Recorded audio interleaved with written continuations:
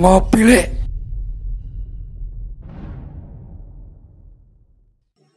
Assalamualaikum warahmatullahi wabarakatuh. Salam sehat sahabat ngopi. Kembali lagi di channel podcast Ngopi Ngolah Pikir. Kali ini ngopi santai bersama sahabat Eko Sadewo. Assalamualaikum sahabat Eko. Waalaikumsalam. Sehat-sehat saja ini? Alhamdulillah sehari-hari. Alhamdulillah. Selain bekerja, kegiatannya apa ini Pak Eko? Ini untuk di lingkungan ya, ini saya ikut di Ansor Ranting Keranggan gitu. Ya, paling ya untuk kegiatan-kegiatannya itu baru ikut dibaan ataupun ya sedikit-sedikit santapan rohani bersama Gus Naji. Bisa ikut di Ansor ini ketertarikannya sebab apa? Di Ansor itu kan yang saya tertarik itu kegiatannya itu positifnya. Jadi ada aura-aura positifnya, entah itu santunan, entah itu ngaji, entah itu berarti ada sholawat, kemanfaatannya di situ ya, kemanfaatan sehingga bisa untuk menambah apa ya, amal ibadah gitu ya, ya, Pak. Hidup kita lebih bermanfaat gitu ya. Bermanfaat bagi orang lain. Iya, sahabat Eko. Dengar-dengar selain kegiatan bekerja dan sebagainya, sedikit tahu tentang kesehatan ya Pak, sahabat Eko ya. Iya. Terutama di bidang apa ya, sahabat Eko? Kesehatannya itu. Saya itu kesehatannya itu di bidang hipnoterapi. Hipnoterapi itu termasuk apa ya? Termasuk seperti penyakit medis, non medis bisa psikologi dan lain sebagainya. Iya. Termasuk ya bisa mengobati penyakit dalam gitu ya. Ya bisa, nanti tergantung penyakitnya, itu bisa dengan herbal atau psikologinya itu sendiri yang disembuhkan, gitu. Itu otomatis nanti penyakitnya juga sembuh. Gitu ya. Tentunya dengan terapi sehari-harinya ini harus, kalau bahasa Jawanya telaten gitu ya. Ya, telaten. Kalau alternatif itu harus telaten. Ya. Karena tidak bisa langsung spontan kayak minum obat langsung sembuh gitu, nggak bisa ya. Nggak bisa. Termasuk kalau yang bisa dengan hipnoterapi itu penyakit-penyakit seperti apa yang akut gitulah di keseharian ini, masyarakat ini. Kalau semua penyakit itu bisa diatasi dengan hipnoterapi. Semua penyakit, semuanya, dari yang ringan sampai yang berat. Tergantung kemauan kita untuk telaten tadi tidak ya. Kemauan untuk sembuh dan berusaha untuk menyembuhkan itu yang penting. Kalau yang sering saya dengar itu kan di keseharian di masyarakat ini, akhir-akhir ini ada banyak yang ini tentang gagal ginjal dan sebagainya itu ya. Itu bisa dengan hipnoterapi bisa mencegah paling tidak atau bisa sehat ginjalnya gitu ya. Sahabat Eko. Ya, ini memang banyak ya. Itu kalangan muda itu yang masuk ke kategori gagal ginjal itu sekarang lumayan banyak. Itu kalau ginjal itu hampir 80% itu kan karena dari makanan yang kita makan. Berarti pola makan yang tidak sehat. Karena kimia tersebut itu kerja ginjal untuk menguraikan makanan itu berat. Iya. Termasuk minuman juga ya. Iya, termasuk minuman. Kalau ngopi termasuk untuk kesehatan ginjal bagus tidak Pak? Ngopi selama kopi itu asli itu bagus, tidak apa-apa. Untuk kopi itu kalau untuk ginjal untuk menguraikan kopi itu paling sedikit 3 kali 4 kali urean itu bisa. Tapi kalau kopi-kopi yang kemasan itu hampir ada 10-20 zat yang harus diuraikan oleh ginjal. Itu makanya kerja ginjal itu berat. Gitu. Berarti kan seandainya kita minum sesuatu kemudian masuk ke ginjal itu berarti ginjal itu harus menyaring mana yang harus keluar sebagai urin, mana harus jadi keringat, mana yang harus keluar dari belakang dan sebagainya, itu harus diuraikan. Gitu. Berarti ya tetap itu kebesaran Allah juga ya. Kebesaran Allah ya. Dengan ginjal yang seperti barangnya kan kecil ya, ginjal, paling tapi ya bisa. Inilah. Kalau penyaringannya itu seberapa kecil kan kita nggak tahu ya. Tidak tahu ya. Iya. Alhamdulillah ini ginjal kita semoga aja diparingi sehat ini ya. Sahabat Eko. Gitu ya. Berarti kan disaring ginjal kemudian dibagi-bagi lagi itu ya. Ya, itu mana yang jadi tenaga, mana yang jadi masuk ke darah. Iya. Gitu.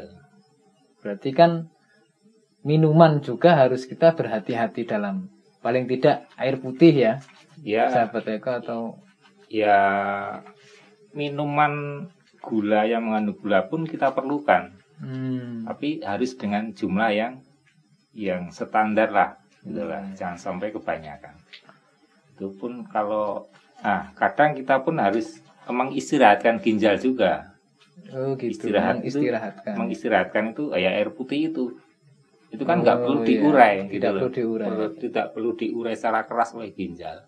Meskipun ya tetap ada campuran zatnya yang mungkin tidak mungkin ada, tapi tidak sebanyak minuman yang lainnya atau yang kemasan. Kalau kopi dengan teh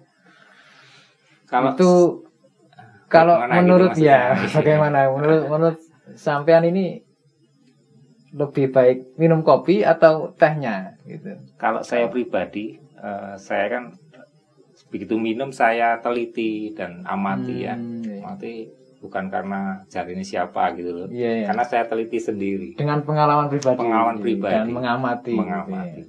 Itu lebih baik kopinya selama kopi asli ya. Kalau teh itu kalau diteliti di laboratorium pun itu pun mengandung lebih banyak unsur-unsur yang harus dipecahkan oleh ginjal itu gitu loh. Berarti kalau sesuai judul kita podcast ngopi ini cocok ya? Cocok guys, ngopi.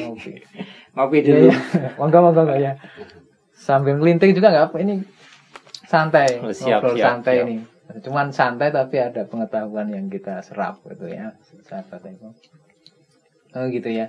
Untuk hipnoterapi sendiri itu kan tadi kan penyebabnya ginjal tidak sehat itu karena pola makan dan sebagainya itu ya. Kalau untuk selain itu untuk menjaga agar ginjal kita tetap sehat itu apakah ada terapinya itu apakah ada? Itu ada cara-cara selain pola makan tadi. Ada terapi yang sangat mudah dilakukan oleh siapapun sebenarnya. Dan dengan tidak ada biaya sedikit pun gitu. Itu tidak ada sedikit biaya. Yang penting ketelatenan tadi ya. Yang penting harus dilakukan tiap hari. Oh iya, istiqomah lah. Istiqomah itu yang agak sulit untuk hari ini ya. Istiqomah itu memang sulit. Sebenarnya tidak harus biaya yang banyak, kemudian harus yang dengan peralatan yang canggih itu nggak perlu. Seperti apa itu? Gini ya, ginjal kan posisi di punggungnya, punggung bagian atas. Posisinya itu terhimpit oleh otot-otot punggung di dalamnya. Oh iya. Nah, makanya kita harus menjaga otot punggung itu tetap lentur. Terapi yang paling gampang, paling mudah itu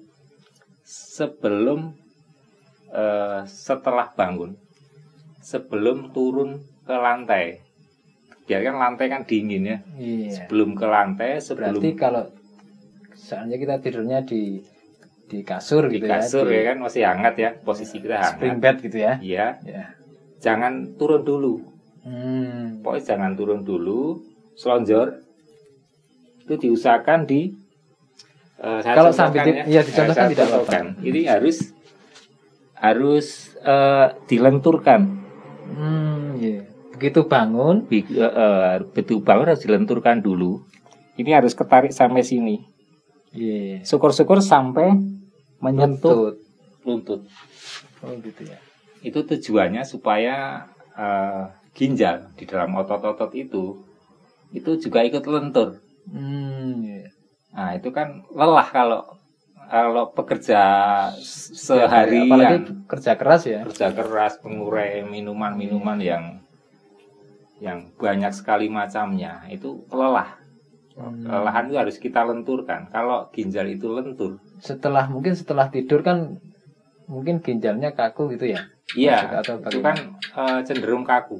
Oh iya. Nah itu untuk menjaga, termasuk itu untuk menjaga kesehatan terapinya seperti itu. Selain pola makan tadi. Selain pola makan. Hanya itu terapinya. Cuma hanya itu. Sebenarnya yang mudah. Iya, mudah dan tidak perlu biaya yang. Tidak perlu. Tapi sebelum turun ke lantai itu ataupun langsung masuk ke sebelum turun atau masuk ke WC biasanya ya. Kamar mandi. Itu jangan sampai kena dingin dulu. Oh gitu. Kalau kena dingin itu sebabnya apa kok tidak boleh kena dingin dulu itu? Nah, itu kan sudah kaku. Kalau kena dingin tambah kaku lagi posisinya. Iya. Sarafnya itu mungkin. Sarafnya. Nanti kan kalau kaki sama sini kan berhubungan semuanya sebenarnya. Termasuk pada saat mandi pun tidak boleh ini ya. Kalau saya dengar tidak boleh langsung misalkan langsung dari kepala sampai bawah itu enggak. Iya, enggak boleh itu sebenarnya enggak boleh. Tapi kalau saat apalagi dingin ya, kalau langsung kepala itu uap panas itu terperangkap. Terperangkap di kepala. Nah, makanya kalau mandi terbaik itu sebenarnya seperti junub itu loh, mandi junubnya sewu ya. Oh, mandi junub.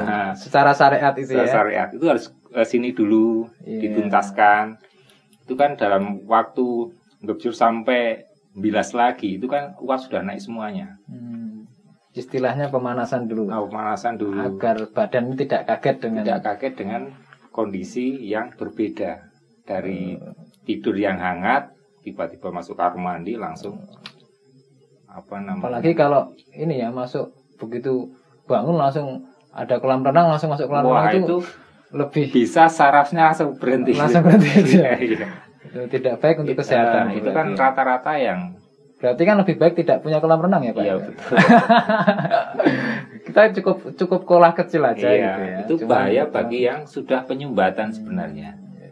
Itu kan kalau kadang ada ada kabar jatuh di kamar mandi gitu kan. Iya, kalau ini stroke, ya udah lansia ini ya. Stroke itu loh, jatuh di kamar mandi. Rata-rata kenapa pas dibuka itu sudah telanjang gitu loh, sudah basah. Karena begitu kena air kepala itu sumbatannya langsung nyumbat itu bisa. Berarti termasuk yang fatal sekali ya. Fatal kalau mandi langsung. Mandi nggak tahu caranya fatal gitu loh. Mandi aja harus ada caranya ya. Caranya semuanya gitu. Memang harus di kalau bahasa Jawanya dingelmoni gitu. Dingelmoni. Segala sesuatu harus ada. Semuanya harus dingelmoni. Kalau salah ilmu ini fatal. Karena harus pilih. Karena harus pilih. Makan pun wah enak, banyak enaknya. Tapi kalau nggak tahu makanan ini beracun, berbahaya atau enggak, ya juga sama juga itu meracuni diri sendiri. Gitu. Itu segi hipnoterapinya ya. Kalau fenomena sekarang ini, saya Nyun Sewu dengan orang-orang sekarang ini kan banyak yang masih usia muda, kemudian ada penyakit yang akut gitu kan, kayak kanker dan sebagainya. Itu sebab pola hidup, pola makan atau seperti apa ya sebenarnya? Itu harus diteliti lebih jauh ya. Setiap pasien itu beda gitu loh, beda. Ada penyakit itu sebenarnya dibagi 3 penyakit. Ada tiga bagian setiap orang itu. Bagian yang mana gitu kan? Dari faktor penyebabnya. Penyebabnya bisa dari memang itu penyakit itu karena virus, dan sebagainya. Siap. Ada yang dari psikologi. Psikologi bisa. Dan yang paling terakhir yang jarang jarang diketahui itu dari karma gitu.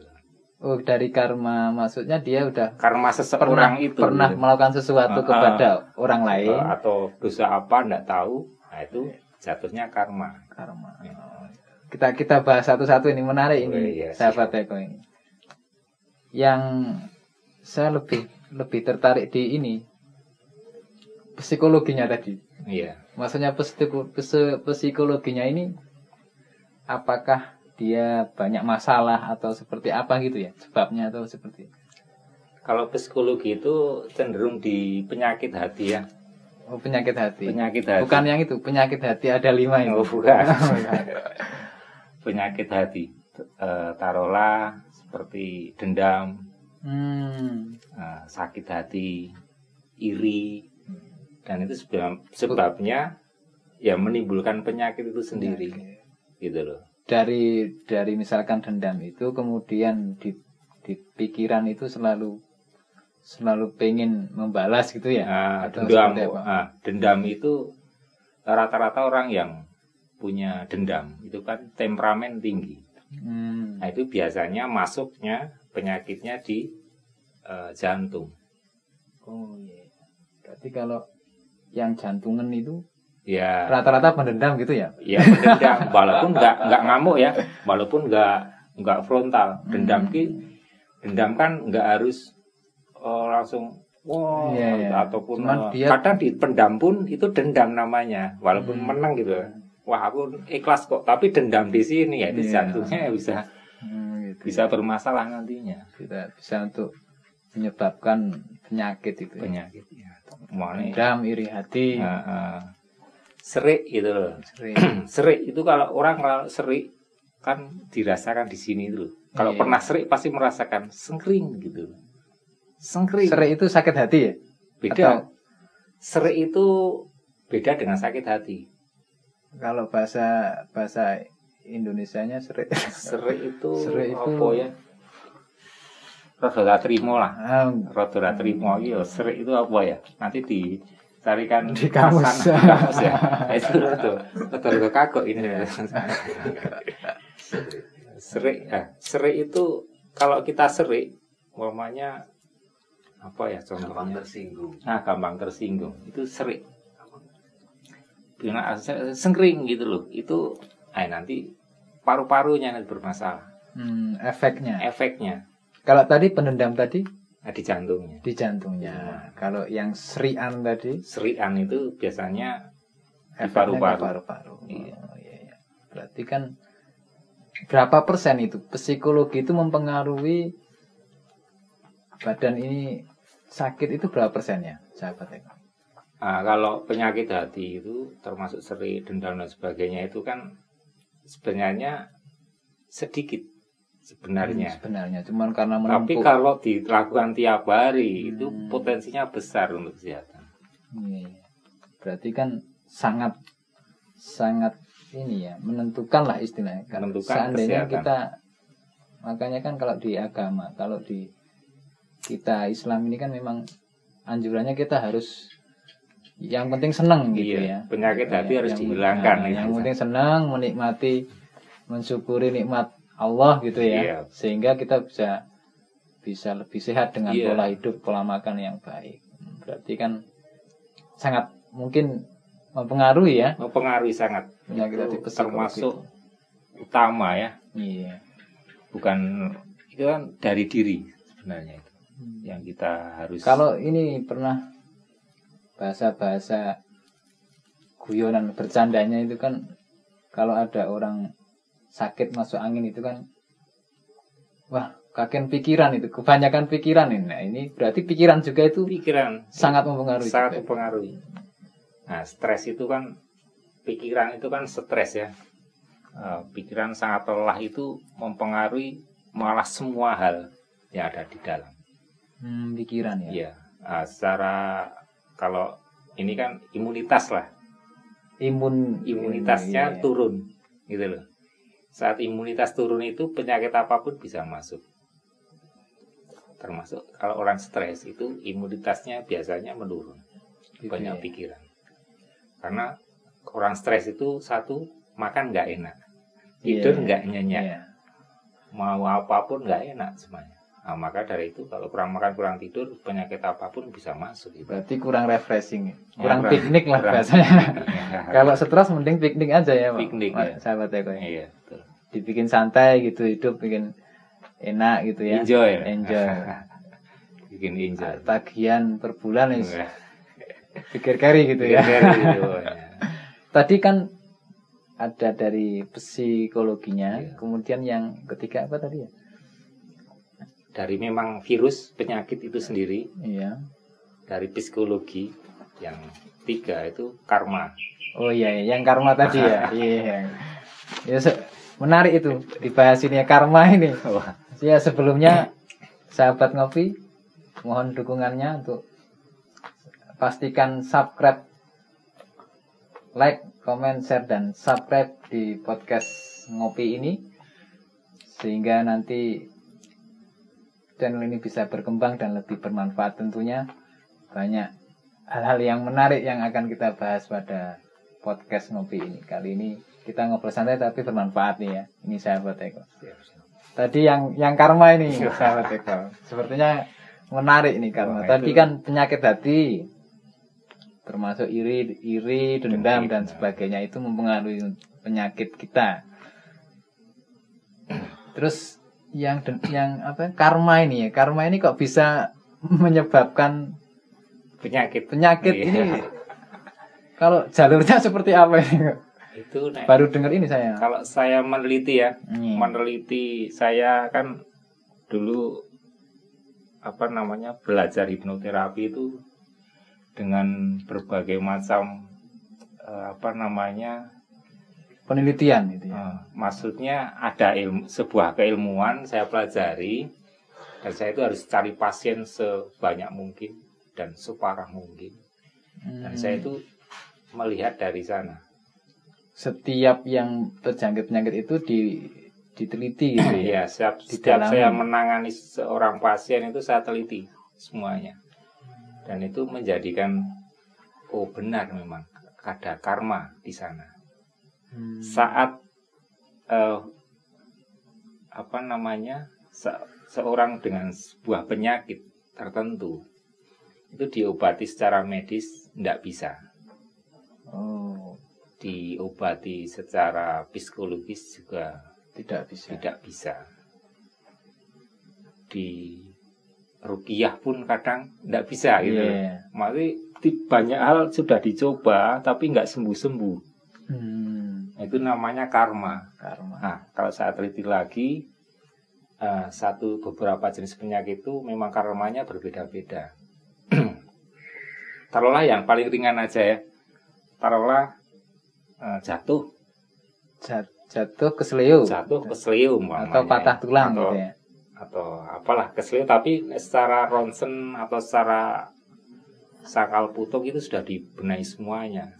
Saraf-saraf sudah utuh semuanya sudah bagus secara medis ataupun secara terapis itu sudah utuh. Itu kalau secara medis harus sembuh itu sebenarnya, tapi kok tidak sembuh gitu loh. Gitu loh. Ada apa di balik ini? Kok tidak sembuh? Ini prediksinya sudah sembuh harusnya gitu loh. Nah ternyata tak teliti lagi dulu itu. Tak teliti lagi, tak wawancara. Ini pengalaman nyata ini ya. Pengalaman nyata. Ternyata Nyun Sewu suka ngambil orangnya. Tangan panjang gitu ya. Tangan panjang gitu loh. Panjang tangan atau tangan panjang? Iya, itu sama saja.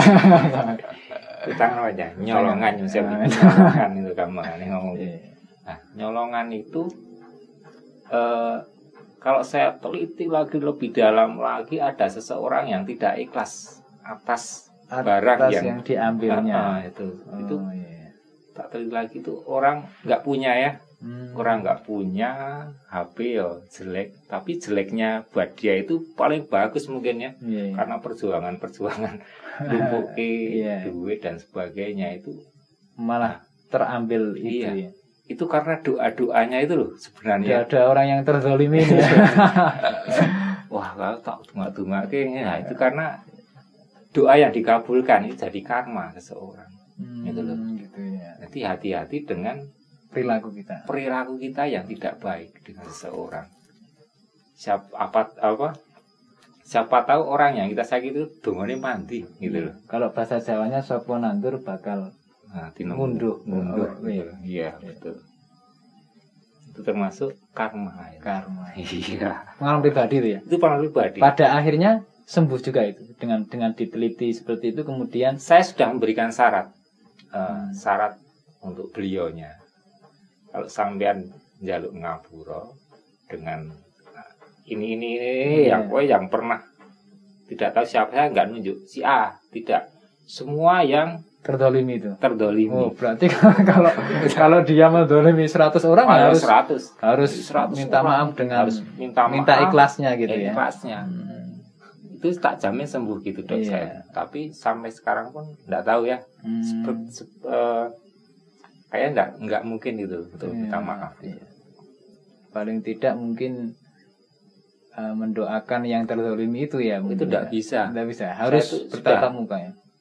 Karena dia pun punya syarat. Kalau saya tuh punya uang sejumlah itu saya sedekahkan, itu beda lagi. Tidak bisa. Harus siapa yang tersakiti harus ke sana gitu.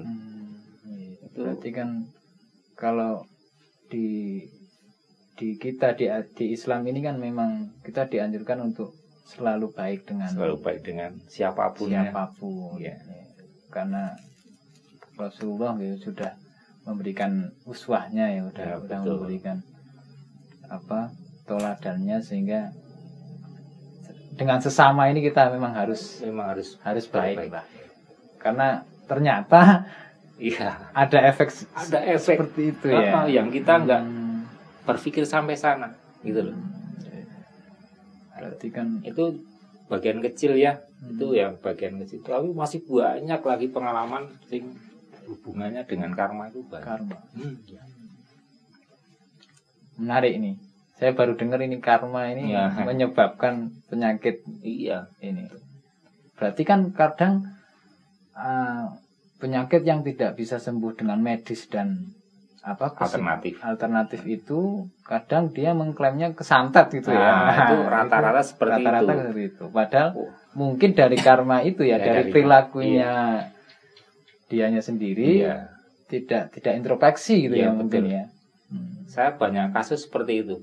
Dulu waktu saya masih nyari-nyari pasien ya untuk membantu orang kesana kemari itu rata-rata kalau medis nggak bisa, alternatif nggak bisa, lari ke saya, aku disantet. Maksudnya ya setelah tak teliti itu ya memang kalau yang ketemu nomor 3 itu ya sulit mesti memang harus diurai dulu kesalahannya, diurai istilahnya dosa itu batin nasuha gitu. Tobat sing tenanan gitu. Kalau salah sama orang ya harus ditekani, njaluk ngapura itu harus sampai dia itu memang secara lesan dan hati itu, walaupun hati belum bisa ya, secara lesan harus memaafkan kesalahan. Kalau saya nukil ngendikonya Gus Ba itu lebih baik berurusan dengan Gusti Allah daripada dengan sesama manusia ya. Kalau dengan Gusti Allah istighfar saja insya Allah sudah diampuni. Kalau dengan orang harus ketemu, harus meminta maaf. Kalau perlu ya sujud. Memang kita memang kalau kita memang salah ya. Tapi karena kalau sekarang kan nggak mungkin. Mati kadang masih gengsi dengan harga dirinya gitu untuk meminta maaf gitu. Mungkin karena kesenjangan sosial dan sebagainya itu ya. Pelajaran yang menarik ini, sahabat Eko ini. Selain itu ginjal dan yang lain itu, kalau yang hipnoterapi ini tadi kan ginjal ya, cara terapinya dan sebagainya. Kalau yang penyakit yang lain, apakah ada terapi yang bisa dilakukan? Tadi kan ginjal bangun tidur, kemudian selonjor dulu gitu ya. Kita terapi nyium lutut itu tidak harus lama ya? Yaitu semakin lama semakin nanti ya harus ada perkembangannya. Pertama seberapa? Harus lebih turun gitu loh. Pertama kan mungkin Startnya nggak seberapa? sampai nyium lutut ya. Iya, startnya seberapa? Nanti turunnya harus ada Setiap harinya itu ya ada harus peningkatan. ada peningkatannya. Itu berarti itu sudah setidaknya sekali saja itu setiap harinya paling enggak kan 1, 2, 3 gitu atau itu jangan dipaksa, yang penting harus dibiasa, harus pelan. Paling enggak butuh waktu 5-10 menit sebenarnya. Sama minum air putih itu agak imbang ya, banyak ya juga. Ya itu air putih itu untuk mengistirahatkan termasuk. Kalau yang kesehatan itu kan 8 gelas gitu ya. Berapa liter itu ya? 1,5. Itu kan kalau perhitungan itu kan enggak, semua orang kan beda-beda sebenarnya. Iya. Beda-beda. Ada yang memang orangnya besar, ya memang mungkin lebih banyak. Iya. Kalau kita kurus-kurus itu kita kurus kita ya. Kita kurus-kurus ini ya sesuai kebutuhan aja ya. Sesuai kebutuhan. Kalau selain terapi ginjal itu, apakah ada terapi yang lain untuk kesehatan, misalkan paru atau apa? Bisa di-share ke sahabat ngopi yang lain. Kalau untuk paru-paru ya, terapinya ini kan musim corona ya. Ini musim corona itu menyerangnya masih musim corona ini ya. Ini ya muka-muka nggak ada level yang selanjutnya ya, untuk gelombang selanjutnya. Tapi untuk antisipasi aja, kalau ada ya, kalau itu kan urusan yang kuasa ya, antara itu ada berhenti atau lanjut lagi, itu kita kan cuma ikhtiar kalau sampai kena. Yang penting satu, itu hilangkan seriknya. Serian itu dihilangkan. Itu yang penyebab tadi ya. Itu serik itu ke paru, kemudian yang dendam itu ke jantungnya ya. Iya. Paru-paru harus menjaga paru-paru, jangan serian. Jangan serian. Termasuk kalau misalkan diguyoni teman, misalkan dibercandai teman itu kok nggak usah dipikir gitu ya. Iya, maksudnya nggak usah dimasukkan dalam hati gitu ya. Yo, kita jawab nggak apa-apa. Inti kan hati itu nggak rara serik gitu. Walaupun kita muni-muni, sebetulnya muni-muni tok. Ora tekan serik, ora tekan hati dan sebagainya. Itu paling utama untuk menjaga. Kalau untuk gerakan-gerakan tidak ada. Kalau paru. Gerakan-gerakan terapi yang mudah. Selain ini yang umum aja ya, maksudnya yang umum. Yang umum itu biasakan tarik nafas paling dalam. Paling dalam tarik nafas, ditahan, dihembuskan. Itu pagi hari atau itu bisa kapan pun sebenarnya. Selama rileks itu bisa. Itu kan fungsinya saat paru-paru itu biar apa namanya ya, seperti ginjal tadi. Biar ada apa namanya, pergerakannya itu biar full. Biar kalau napas pendek-pendek kan cuma segini ya. Maksudnya pergerakannya sedikit kan. Walaupun tetap hidup itu walaupun segitu. Tapi alangkah baiknya kita tarik paling panjang, paling lebar. Istilahnya untuk melatih paru ini itu biar kerjanya lebih maksimal. Dilatih. Dihembuskan paling habis. Selain serian tadi ya. Jangan serian itu. Iya. Oh iya. Itu untuk melatih paru-paru biar lebih apa namanya ya, kerjanya maksimal gitu. Kerjanya maksimal. Biasanya apa ini bernafasnya cuman pendek-pendek gitu ya. Walaupun tetap hidup pendek-pendek. Tapi kan ya oksigen ini memang melimpah karena kita harus hidup semuanya ya. Harus bisa semaksimal mungkin. Mumpung gratis. Dan harus tetap bersyukur itu bersyukur ya. Gitu bersyukur, jangan serian ya. Jangan pendendam gitu ya. Slow gitu.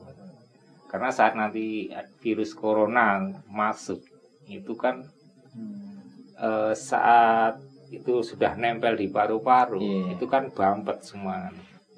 Apa namanya? Rongga-rongganya. Gitu ya. Iya.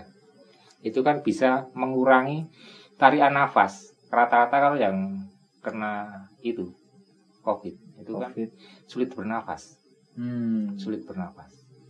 Nah, kalau sudah kita latih panjang, nah itu beda nanti. Insya Allah ya. Insya Allah. Tapi jangan sampai kena. Jangan sampai kena. Tetap fokus tetap gitu fokus, ya. Tetap jaga kesehatan. Itu yang paling utama. Jangan serian. Jangan serian, jangan pendendam, kemudian karma itu tadi penting. Karma itu kita harus selalu berhati-hati dalam bermasyarakat. Ini ada satu lagi yang untuk yang sudah kena atau yang baru kena COVID. Ya. Itu saya sarankan korbankan salah satu paru-paru kalau mau hidup. Maksudnya seperti apa ini? Paru-paru kan dua ya. Paru-paru itu dua. Korbankan yang sebelah kanan. Korbankan sebelah kanan. Kalau kita korbankan kedua-duanya itu sulit nafas langsung. Nah, itu caranya seperti apa? Korbankan yang kanan ini. Cara mengorbankan paru-paru kanan itu gini loh. Teringat cara tidur Rasulullah itu loh, yang gini.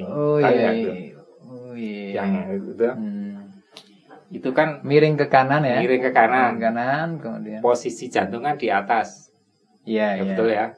Ya pokoknya organ tubuh yang penting itu di atas ya. Yang kita menjaga jantung biar tetap kuat. Tapi ngorbankan satu. Berarti kalau tidur harus miring kanan terus. Miring kanan. Nggak boleh pindah-pindah. Kalau capek gini nanti ke sini hancur semuanya nanti. Berarti korbankan paru-paru yang kanan. Biar bisa gitu. Maksudnya korbankan itu ya tidak fatal kan artinya. Tidak, maksudnya biar yang satu tetap bisa bernafas gitu loh maksudnya. Kan satu gini bagi dua gini kan. Nah, kalau di ronsen itu kita korbankan yang kanan. Dengan tidur miring ke kanan terus. Ya kalau gitu. Berarti kan ini menarik sekali. Kalau kita gabungkan dengan syariat Islam ini kan memang semua yang diajarkan Rasulullah itu benar. Saya teliti sendiri semuanya itu yang sunnah yang dilakukan Rasul itu kan selain memang itu syariat Islam, kita niatnya kan tetap ibadah kepada Allah. Tapi di luar itu kita ternyata ada hikmah-hikmah yang banyak sekali ya. Ada sesuatu di sana yang tersimpan. Kadang orang itu tidak tahu. Termasuk mengorbankan dan paru-paru yang kanan ini kan juga kan kita baru tahu ini. Ini ilmu langka. Ini ilmu orang tahu itu loh maksudnya. Makanya ini menarik sekali podcast kali ini menghadirkan sahabat Eko Sadewo ini. Semuanya itu loh. Saya kan meneliti pipis itu loh. Pipis itu kenapa kita harus jongkok gitu kan. Itu kan saya kan tidak pernah berdasarkan jari ini. Saya teliti berulang-ulang dan praktekkan apa di balik semuanya itu. Memang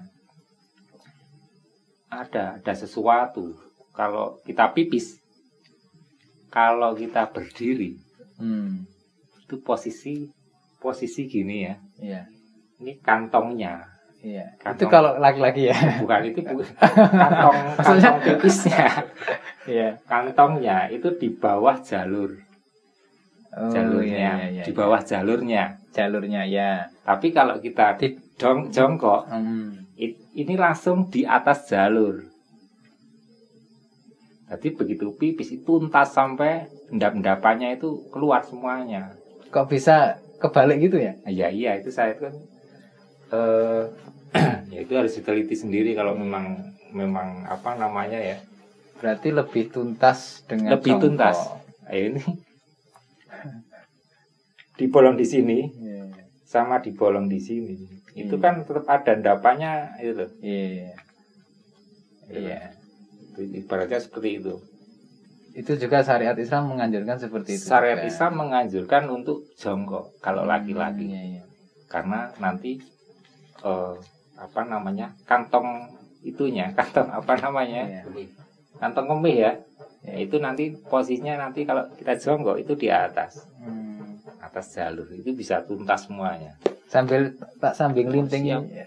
Oke kita termasuk ini rokok, ngelinting dan ngopi ini untuk kesehatan tidak apa-apa ya, sahabat sahabat Eko ini yang kalau ya ini penelitian lagi ya, penelitian. Karena bukan sehari ini saya mempraktekkan dan meneliti sendiri efek-efeknya gitu loh, gitu ya.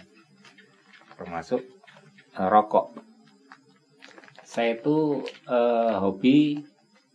ada hobi olahraga ya, sedikit bersepeda balap atau futsal ya sedikit. Sebagai striker atau apa ya? Kok baru tahu pemain futsal juga ya, sahabat Eko ya. Makanya itu sedikit.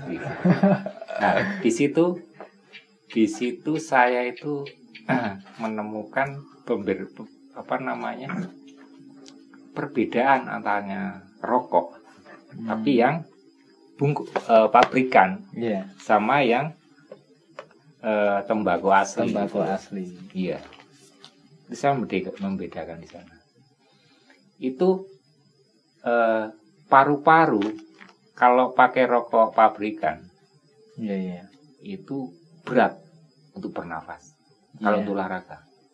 Kalau yang asli tembakau ini enggak ada pengaruhnya. Tapi kalau capek sama-sama capek ya. Tapi kerja di paru-paru itu berbeda. Bisa dibuktikan sendiri. Ya, memang seperti itu ya. Iya. Kalau sepedanya, kalau saya bilang jauh di atas 50 km atau di atas 50 km, itu kalau saya wolonnya pakai istirahatnya. Kalau berapa kilometer saya wolon dulu. Wolonnya tetap pakai air putih atau kopi atau? Ya apa adanya di sana di warung. Itu kalau saat nanti saya itu rokok, kalau rokok pabrikan, Insewu ya, itu stabilnya lagi paru-paru dan power itu butuh waktu setengah jam, 30 menit baru biasa lagi untuk pemanasannya itu. Iya, pemanasan lagi itu minimal setengah jam baru stabil. Tapi kalau ngelinting itu sekali ngejet stabil. Iya, tidak kerenggosan gitu. Tidak kerenggosan yang deg-deg atau jantungnya itu kerja berat gitu. Di pengecualian kita mengesampingkan medis itu dengan bukti seperti itu menyimpulkan bahwa ngelinting itu lebih sehat daripada ya, meskipun kalau tidak ngelinting lebih baik gitu kan ya, kalau nggak ngerokok atau bagaimana? Sebenarnya ini kok ini tidak mengganggu kesehatan. Saya pribadi loh, kalau lintingan itu tidak mengganggu kesehatan saya. Menambah inspirasi ya? Satu menambah inspirasi. Kalau kelelehan itu lebih panjang lah. Itu pribadi saya loh. Iya, sebenarnya kan sama dengan ini sahabat kita yang sahabat Lubi ini kan dia punya penyakit asma kan kemarin. Itu kan malah sekarang dengan dia merokok ini malah asmanya nggak pernah kambuh ya. Itu ada ini sebenarnya nikotin itu untuk relaksasi otak itu memang penting. Nikotin relaksasi otak. Jadi saraf-saraf itu kadang butuh rileks. Saat kita kerja capek, kita ngopi, ngerokok itu kan langsung enak. Apalagi kopinya yang asli. Yang Nasgidol ya oke, pasti. Tapi tetap bangun tidur terapi tadi. Ya. Semua dijalankan dengan ilmunya kehidupan itu. Semua kalau kita jalani dengan ilmunya ya insya Allah sehat jasmani dan rohani. Ya, sebagai makhluk harus ikhtiar ya. Kalau tentang umur ini kan kita tidak tahu. Umur enggak tahu. Kita harus semaksimal mungkin dengan ilmu tadi semuanya. Sangat menarik sekali nih sahabat ngopi. Ternyata di sisi syariat Islam yang sudah kita jalankan ini banyak sekali hikmah-hikmah termasuk kesehatan ya sahabat Eko. Berarti intinya kembali lagi ke ginjal tadi. Kembali ke ginjal harus disehatkan dulu. Padahal terapinya dan sangat murah sekali itu ya. Sangat mudah dan murah. Murah, tidak perlu peralatan yang canggih gitu ya. Asal istiqomah, bangun tidur, berdoa dulu ya mestinya ya. Berdoa. Ya, terima kasih kepada Tuhan karena kita masih hidup. Masih dihidupkan lagi gitu ya. Kemudian terapi tadi itu sebelum turun ke lantai gitu ya. Kita berdoa itu dulu, masih diberi kesehatan, masih diberi panjang umur, dibangunkan lagi untuk melihat masa depan lagi. Kita bersyukur dulu, kita ya terapi sedikit-sedikit. Nah, baru kita ke aktivitas. Termasuk diawali dengan tadi itu ya, terapi tadi. Ya, terima kasih sahabat Eko, sangat menarik sekali. Sebelum saya tutup, closing statement, apakah untuk ini kesehatan sahabat-sahabat ngopi di rumah, sarannya atau saran untuk sahabat-sahabat semua ya, jaga kesehatan karena ini musimnya sulit ditebak ya. Musim yang sangat ekstrim. Tetap jaga kesehatan. Kita nggak tahu besok itu apa, seperti apa kita nggak tahu. Bersihkan hati, bersihkan pikiran dari hal yang buruk. Itu memang untuk kesehatan kita semuanya. Ya, cuma itu aja ya.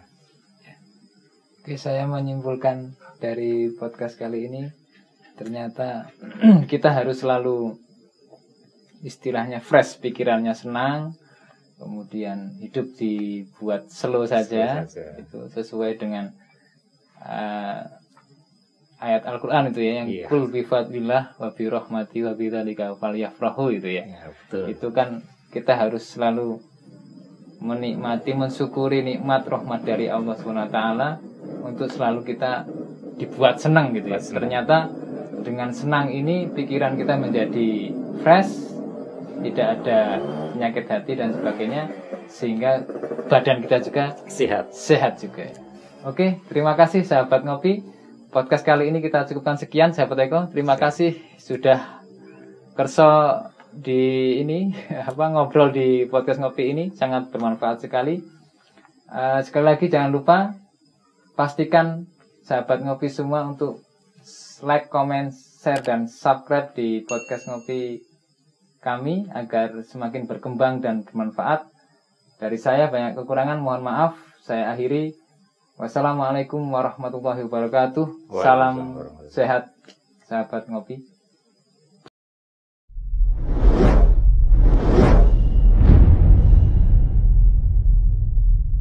Ngopi lek.